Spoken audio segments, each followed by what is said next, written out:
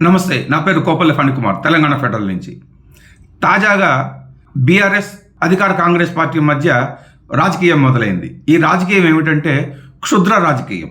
తెలంగాణలో పార్టీల మధ్య ఏదో ఒక వివాదం లేకపోతే వీళ్ళకి పొద్దుపోదు. ఇప్పుడు ఈ తాజాగా మొదలైన క్షుద్ర రాజకీయం ఏమిటంటే రాష్ట్ర నాశనం కోరుతూ బీఆర్ఎస్ కీలక నేత ఎమ్మెల్యే తన్నీరు హరీష్ రావు కొన్ని దేవాలయాల్లో క్షుద్ర పూజలు జరిపించారు అని కాంగ్రెస్ ఎమ్మెల్సీ అద్దంకి దయాకర్, మీడియా వ్యవహారాల ఇన్ఛార్జి సామా రామ్మోహన్ రెడ్డి మొదలుపెట్టారు. ఇప్పుడు సోమవారం మొదలుపెట్టారు ఆరోపణలు. దానికి హరీష్ రావు లీగల్ నోటీసులు జారీ చేశారు. వాళ్ళకి వెంటనే క్షమాపణ చెప్పాలని, తాను ఎక్కడ ఏ ఆలయంలోనూ క్షుద్ర పూజలు జరిపించలేదని, కేవలం ఆలయాల దర్శనం కోసం మాత్రమే వెళ్ళానని ఆయన వివరణ ఇచ్చుకున్నారు. సరే, లీగల్ నోటీసు కూడా పంపించారు. ఇది ఇక్కడితో అయిపోతుంది అనుకుంటే సడన్గా పిసిసి అధ్యక్షుడు బొమ్మ మహేష్ కుమార్ గౌడ్ తెర మీదకు వచ్చారు. ఆయన మంగళవారం మీడియా సమావేశంలో మాట్లాడుతూ మార్చిలో హరీష్ రావు తిరుచి వెళ్ళారని, జూన్లో ఒక ఆలయానికి వెళ్ళి శివమొగ్గ అనేటువంటి పవిత్ర పుణ్యక్షేత్రంలో ఆయన క్షుద్ర పూజలు చేశారని, అలాగే మూకాంబిక ఆలయానికి కూడా వెళ్ళారని, ఇట్లా రకరకాల ఆరోపణలతో హోరెత్తిచ్చేశారు. దీంతో హరీష్ రావు మళ్ళీ మహేష్ గౌడ్కు, ఇక మహేష్ గౌడ్ను బలపరుస్తూ మాట్లాడిన వాళ్ళకు కూడా మళ్ళీ లీగల్ నోటీసులు పంపిస్తానని, సివిల్, లీగల్ అన్ని రకాల న్యాయపరమైనటువంటి నోటీసులు పంపించి వాళ్ళని న్యాయపరంగానే ఎదుర్కొంటానని హరీష్ రావు మళ్ళీ చెప్తున్నారు. అసలు నిజానికి హరీష్ రావు పుణ్యక్షేత్రాలకు వెళ్ళారా, అక్కడ దర్శనం చేసుకున్నారా అనేటువంటిది ఎవరికీ తెలియదు. ఎందుకంటే ఎంతోమంది ఎన్నో రకాలుగా దర్శనాలు చేసుకుంటూ ఉంటారు. పవిత్ర పుణ్యక్షేత్రాలకు వెళ్ళటం అనేది అది వాళ్ళ వ్యక్తిగత కుటుంబ వ్యవహారాలు. అవన్నీ కూడా పుణ్యక్షేత్రాలకు వెళ్ళటము, పూజలు చేయటము ఇది చాలా సహజమే అందరిలోనూ. ఎందుకంటే రాజకీయాలు అంటేనే సెంటిమెంట్తో కూడిన వ్యవహారం. కాబట్టి ఒకవేళ నిజంగానే హరీష్ రావు మూకాంబిక ఆలయానికి, తిరుచి టెంపుల్కు, శివమొగ్గకు వెళ్ళి దర్శనం చేసుకుని ఉంటే తప్పేమీ లేదు దాంట్లో. అయితే ఇక్కడ ఈ ఆలయాల్లోనే, ఈ ప్రాంతాల్లోనే హరీష్ రావు క్షుద్ర పూజలు చేశాడు అని మరి కాంగ్రెస్ నేతలు పదే ఎందుకు విమర్శిస్తున్నారు, ఎందుకు ఆరోపణలు చేస్తున్నారో అర్థం కావటం లేదు. వాళ్ళ ఆరోపణలకు వాళ్ళ దగ్గర నిజంగానే ఏమైనా ఆధారాలు ఉన్నాయా అన్నది ఎవరికి తెలియటం లేదు. ఎందుకు తెలియటం లేదంటే ఇవన్నీ ఆధారాలు బయటకు వచ్చేవి కాదు.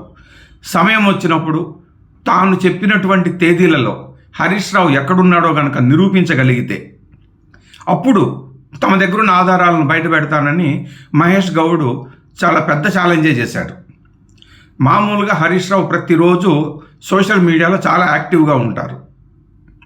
మరి తిరుచి, శివమొగ్గ లాంటి పుణ్యక్షేత్రాలకు వెళ్ళినటువంటి తేదీలలో నిజంగానే హరీష్ రావు గనక ఆలయాలకు వెళ్ళి దర్శనం చేసుకుని ఉంటే మరి ఆ ఫోటోలను సోషల్ మీడియాలో ఎందుకు అప్లోడ్ చేయలేదు అనేది మహేష్ గౌడ్ ప్రశ్న.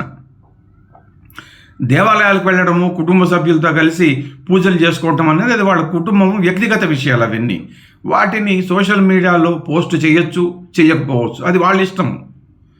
సోషల్ మీడియాలో పోస్టులు చేయనంత మాత్రాన ఇక హరీష్ రావు క్షుద్ర పూజలు చేసినట్లేనా?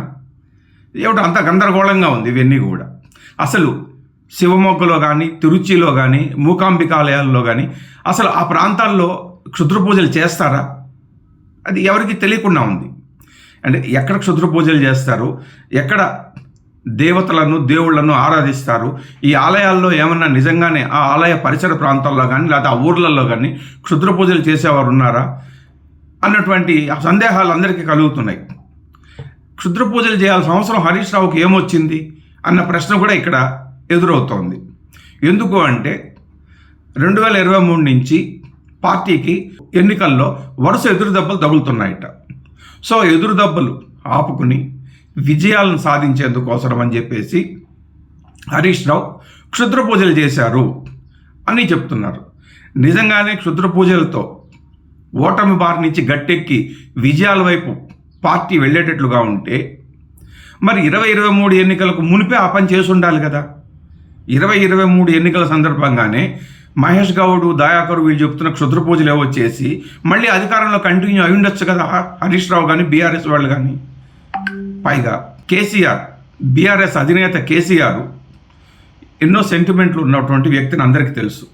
చండీ యాగము, చండీ యాగము, ఆయుధ చండీ యాగాన్ని ఆయన ఫామ్ హౌస్లో జరిపించిన విషయం అందరికీ తెలిసింది. ఇవన్నీ బహిరంగ విషయాలే. ఇవన్నీ కూడా తన సెంటిమెంట్లను, పూజలను, యాగాలు, హోమాలను కేసీఆర్ ఎప్పుడు దాచుకోలేదు.